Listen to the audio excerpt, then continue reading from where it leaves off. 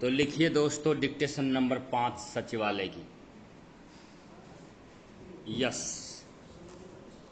महोदय, इन मार्गदर्शिकाओं की सीमा के अंतर्गत आने वाले कार्यों जिनके लिए सांसदों ने अपनी अनुशंसा दी है कि तकनीकी एवं प्रशासनिक स्वीकृति संबंधित राज्यों में सामान्य विभागीय प्रक्रियाओं के अनुरूप की जाएगी।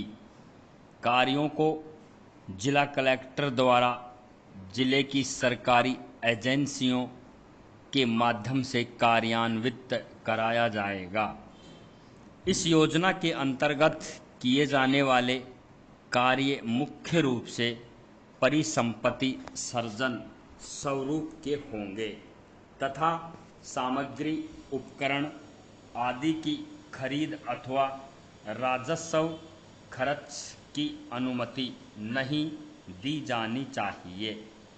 कार्य इस तरह के होने चाहिए जो काम के एक अथवा 2 मौसमों में पूरे हो सकते हों तथा जिनसे टिकाऊ स्वरूप की परिसंपत्तियां सृजित होती हों। योजना के तहत स्थानीय अनुभूत आवश्यकताओं के आधार पर छोटे छोटे विकास कार्यों का चयन किया जाना है और उनकी सिफारिश की जानी है। सुझाए गए प्रत्येक कार्य की लागत 10 लाख रुपए से अधिक नहीं होनी चाहिए। सुझाव के अनुसार लिए जाने वाले कार्य जिला योजना विशेषकर न्यूनतम आवश्यकता कार्यक्रम के तहत आने वाले कार्यों की श्रेणी के होने चाहिए।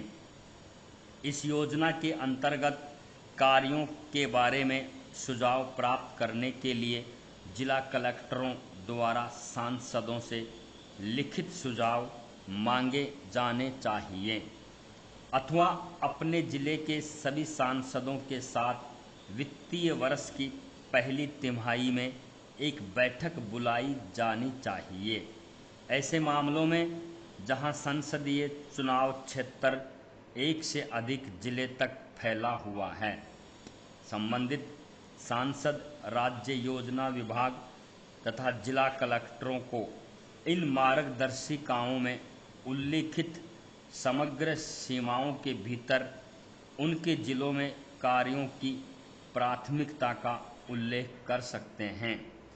इन मार्गदर्शिकाओं के आलोक में संसद सदस्यों द्वारा सुझाए गए कार्यों की समीक्षा करने के पश्चात जिला कलेक्टरों द्वारा योजना के अंतर्गत यह कहना होगा और विचारार्थ एवं जिला योजनाओं तथा जिलों में यहाँ चल रहे केंद्रीय प्रायोजित व केंद्रीय क्षेत्र कार्यक्रमों में योजना के अंतर्गत प्राथमिकता दर्शाने वाले कार्यों को सूचीबद्ध किया जाना चाहिए।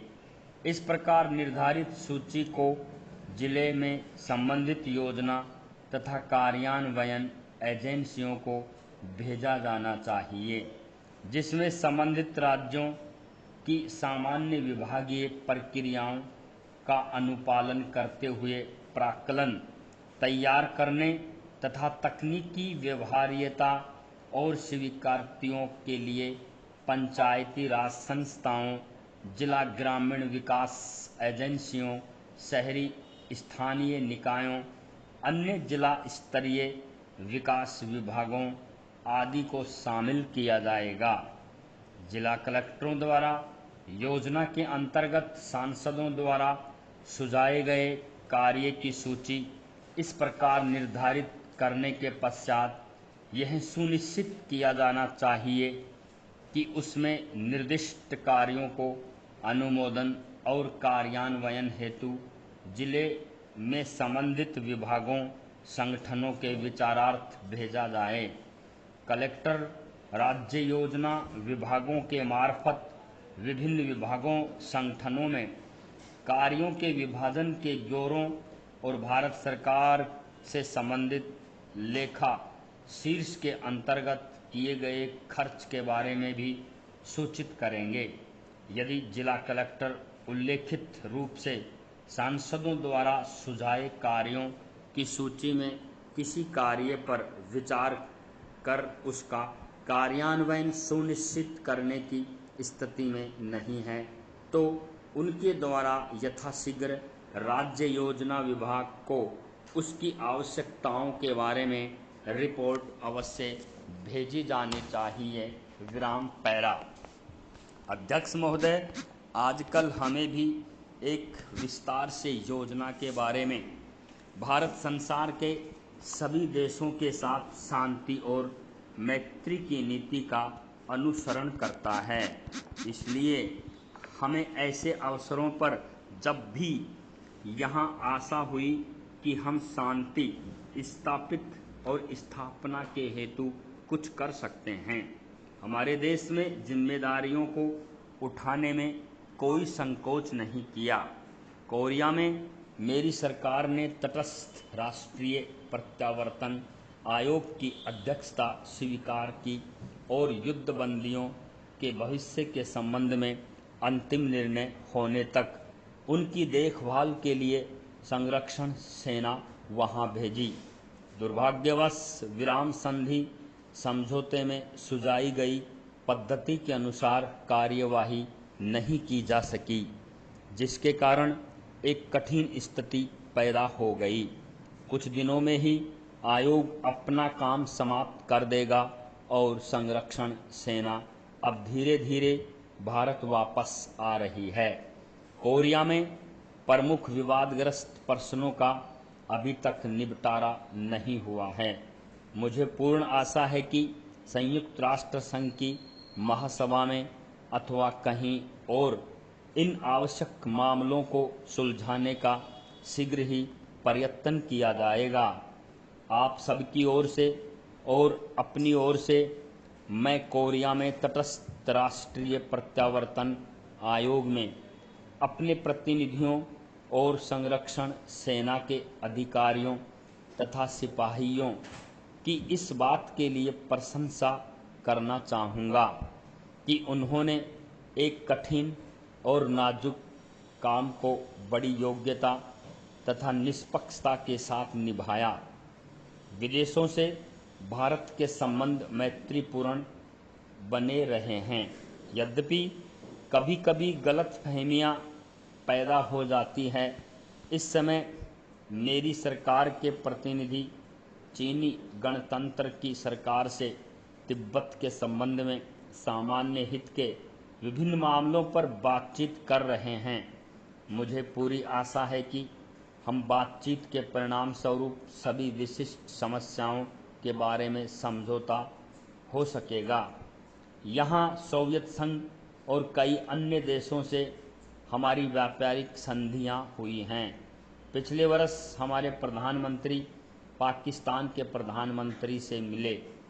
ये मुलाकातें मैत्रीपूर्ण थी और इनके फलस्वरूप दोनों देशों के बीच कई एक विवादग्रस्त मामलों के बारे में जो बहुत दिनों से चले आ रहे थे, पारस्परिक सद्भावना पैदा हो सकी। इस दिशा में हम कुछ आगे बढ़े थे, पर दुर्भाग्य से कुछ ऐसी घटनाएं घटी हैं जिनके कारण प्रगति में रुकावटें पड़ रही हैं।